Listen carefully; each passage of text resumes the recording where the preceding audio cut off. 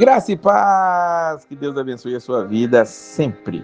Hoje continuamos com o nosso devocional diário. Se você está acompanhando a leitura da Bíblia toda, Salmos 73 até o 75 é o que você vai estar lendo no Antigo Testamento. E no Novo Testamento estamos lendo 1 Coríntios, capítulo de número 6.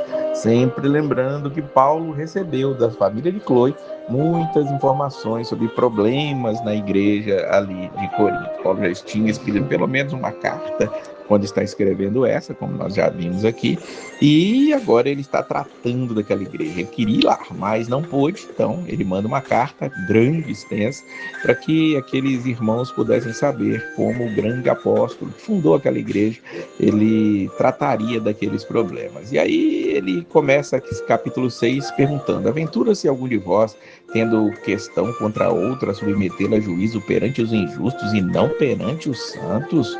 Versículo 4: vós, quando tendes a julgar negócios terrenos, constituís no tribunal daqueles que não têm nenhuma aceitação na igreja.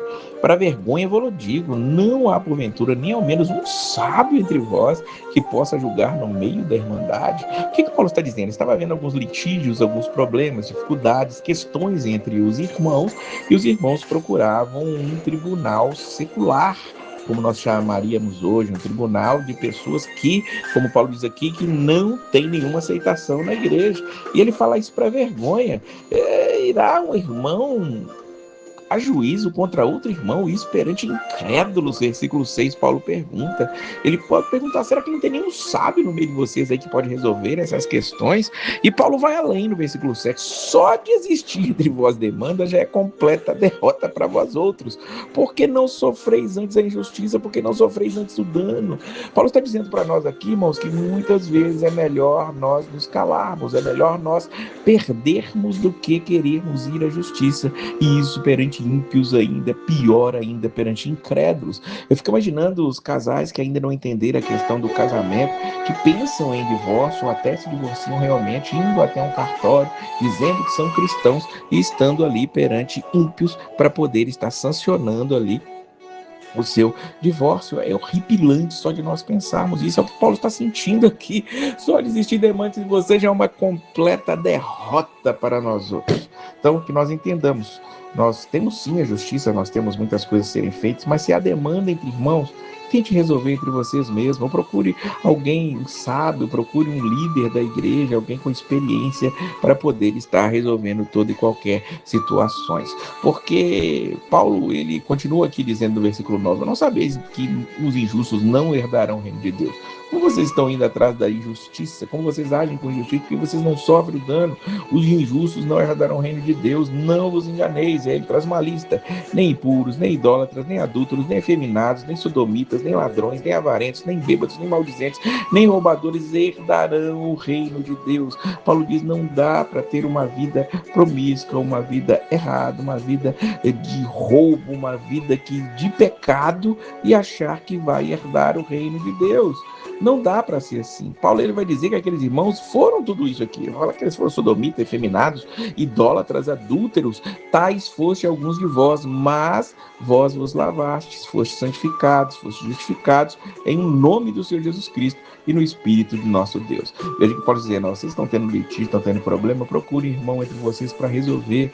Vocês têm que saber que o injusto, ele não herdará o reino de Deus. Sei que vocês foram assim antigamente. Vocês já foram bêbados, vocês já foram avarentos, mas agora vocês foram lavados, santificados, vocês foram justificados no nosso Senhor Jesus Cristo. Então, viva da maneira tal qual vocês realmente foram em Cristo. Dentro disso, Paulo está falando da injustiça e vai falar também da impureza.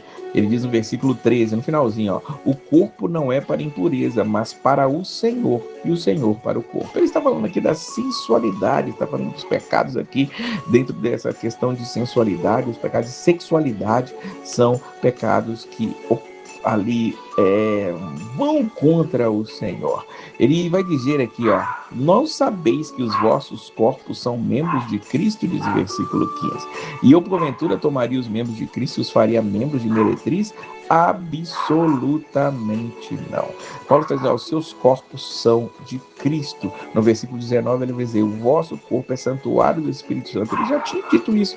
E aqui nós temos diante de nós uma grande realidade. Não é somente o nosso espírito que está salvo, não é somente nossa alma, nosso corpo também vai ser transformado. Ele vai ser transformado, vai ser trazido diretamente para Deus. Deus se preocupa também com o nosso corpo. E aí ele faz uma pergunta, ou não sabeis que o homem que se une à prostituta forma um só corpo com ela? Porque, como se diz, serão os dois uma só carne. Veja que uma relação sexual, ela não pode ser realizada de uma maneira imparcial, de uma maneira apenas recreativa, como nos é dito hoje. Hoje o sexo é colocado como algo de recreação, é algo que pode ser feito sem nenhuma intimidade, mas Paulo está dizendo que aquele que se uma prostituta, ele se torna um só corpo, uma só carne, os ambos serão uma só carne, então, ou seja, ele está aqui trazendo a interpretação daquilo que é ser uma só carne, segundo Cristo nos une, para sermos um só. Então, se quem se une na prostituta está se tornando uma só carne com ela naquele momento ali. Isso é muito sério. Nós temos que ser uma só carne com a nossa esposa, com aquela pessoa com a qual você se casou, para ir até o fim da vida. A única maneira de isso mudar é quando seu marido ou sua esposa morrerem. Aí você pode se tornar um só corpo com outra pessoa, porque aquele primeiro corpo ele já morreu, mas você é só um corpo com essa pessoa, e isso é muito sério. E ele está dizendo, então fujam da impureza, fujam do adultério, fujam da sensualidade, fujam da fornicação, fujam de tudo que pode trazer esse pecado, porque o seu corpo é santuário do Espírito Santo. E ele termina com um argumento aqui irrefutável, porque fostes comprados por preço. Agora, pois, glorificais a Deus no vosso corpo. Nós somos comprados. O preço que foi pago por nós foi muito alto. Então, o preço foi pago de todas as maneiras por nós. Foi pago por Cristo. Foi pago pelo sangue de Jesus. Então, esse sangue de Jesus que nos comprou, esse sangue de Jesus que nos trouxe a Ele, é que nos santifica e nos purifica. Então nós temos que glorificar a Deus também com o nosso corpo. Nós pensemos nisso antes de estarmos sensualizando, antes de estarmos mostrando aquilo que não devemos mostrar. Que nossas vidas sejam ilibadas diante do Senhor e Ele possa se agradar de nós. Que Deus abençoe a sua vida e a paz do Senhor.